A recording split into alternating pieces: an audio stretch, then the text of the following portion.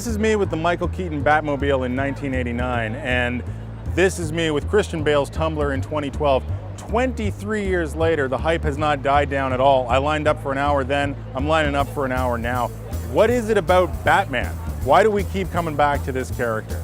Comic books are supposed to be the escape from reality. If you want to get out of your normal life, you dream about being the guy with the magic green ring or the dude that can fly. You don't dream about being the billionaire whose parents were horribly slaughtered and spend the rest of his life on a mission of revenge. And yet, we still do. We're still with this guy. He can't fly, lasers don't come out of his eyes. He's got a pretty cool costume, but let's face it, Iron Man's is better. Why does Batman endure? Why does he beat Superman? Why does he beat Wonder Woman? Why does he beat the Avengers? Well, we'll see about that one. The newest Batman movie arrives on July 20th. The Dark Knight rises, and if anything, Batman is just bigger than ever. This has been going on since 1939. What is the deal with this character?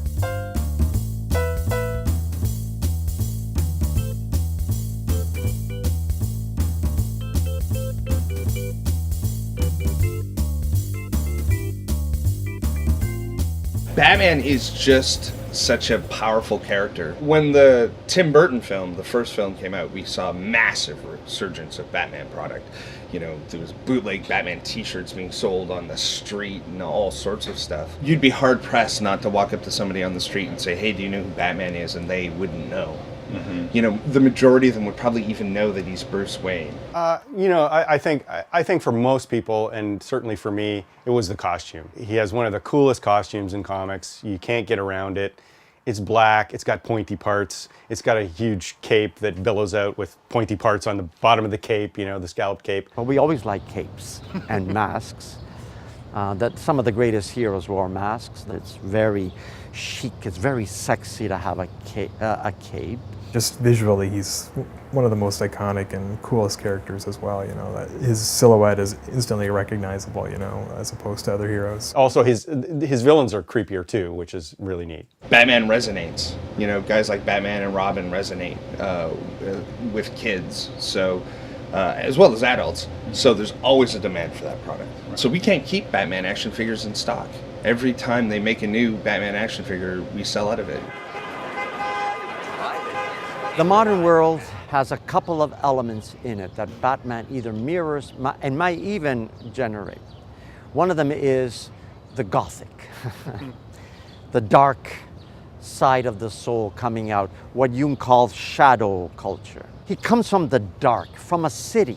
His superhuman powers are more human-like, more connected to a city culture, a secular culture. He makes much more sense today than a Superman coming from another planet. I was never a huge Superman fan, partly because I was a Marvel guy more than a DC guy. It seemed to me like the Marvel titles were more fun than the DC titles. But Batman, even though I wouldn't necessarily classify him as a fun character, he just had that dark appeal. Also, he was a little, you know, creepier than Superman. He had a bit more of a streetwise kind of angle to him. If you're a DC Comics fan, it's, you know, the two sort of pillars are Batman and Superman. So, and I think like a lot of people, Batman's easier to identify with because he is human and he's flawed and he's a darker character, and it inherently makes him cooler on the surface, you know. So he's much easier to kind of latch on to. That's why it's so easy to love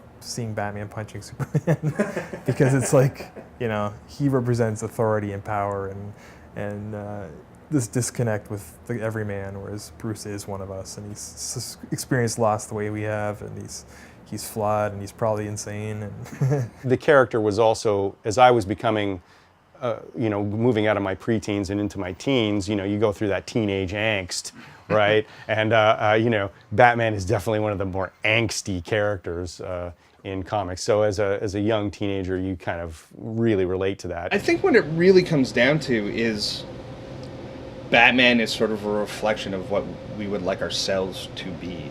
You know, every kid is kind of picked on in the schoolyard. Every kid feels that they've been done injustice. I mean, nothing quite like having your parents killed in front of you. But kids respond to that. There's a sense that you could be Batman in some way. Wouldn't it be amazing if I had the power to stand up to myself, and then the next phase is to stand up for others? And not just to beat people up, but to do what's right That's something about the character that's a little bit special, because there's not too many characters like that, at least not big popular characters like that. But he's just a dude who said, damn it, I'm going to do something about this. And, you know, luckily he had the millions of the Wayne, you know, fortune to help him pursue that goal. But, you know, that takes a lot of gumption to actually train yourself to be, you know, a living weapon and also a genius detective. It is a modern day saga scripted from the hero mythology of the Greek-Roman tradition. The strong, indestructible hero who must set things aright because we are all cowards, useless, and muck things up, is a Western myth, where it probably was a pattern within our unconscious, that we need these people to come forward. We do need it as a child or as growing up. And it's part of coping with a world that would otherwise be seen as filled with untrustworthy creatures. So this would not work in a world where religion was the dominant mode of government and of living. In a world where it is not, it is a form of religion. So yeah, I did a 10-page Batman story with Damon Lindelof, and both of us were really interested in exploring a couple aspects of the Batman character. We both really love the idea of like an inexperienced Bruce Wayne as Batman, where maybe he's still more Bruce Wayne and not fully consumed by the Batman persona yet. For me, that's one of the things that makes that character so interesting, is that line between Bruce Wayne and Batman is so blurred now, where I don't even know if there is a Bruce Wayne anymore. You know, he's become so consumed with his mission of vengeance that he's just become Batman, and Bruce Wayne's just an act, you know? All the Batman films have taken from the comic books, but it all depends on which era you decide to take from. I don't know. I know for Nolan, Christopher Nolan's depiction specifically, he really was able, it's a character that he was really able to make plausible. Like everything in the Christopher Nolan Batman world could exist, technically, you know? Dark Knight, I think, is my favorite Batman movie. You know, the Joker is the classic, the greatest villain for Batman, and I think it's a terrific clash between the two. So I thought the original, the first one directed by Tim Burton. Yeah.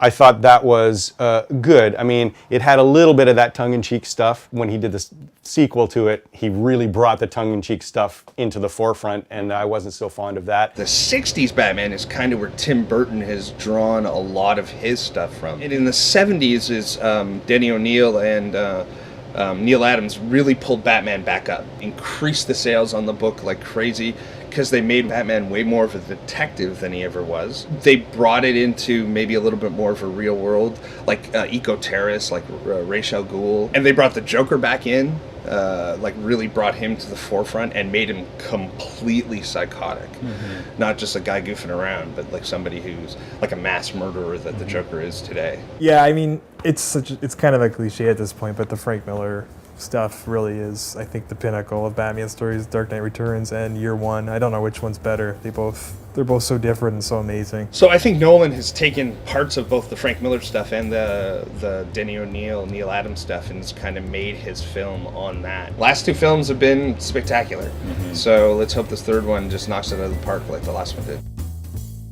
One thing's for sure, Batman's not going anywhere. We can relate to this guy, and yet we kind of aspire to be like him as well. He's got enormous cultural and psychological resonance pretty much for all of us, and he's always going to be popular as a result. Batman's become an institution in his transition from the comic book to the silver screen, and this saga might be ending now, but one thing's for sure, we're going to be seeing him again. He's kind of become like James Bond. Other directors, other actors, other creative teams are going to tackle the property over and over and over again.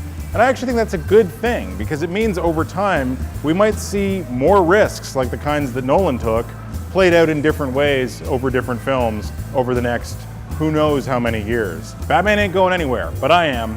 I'm going to go see The Dark Knight Rises.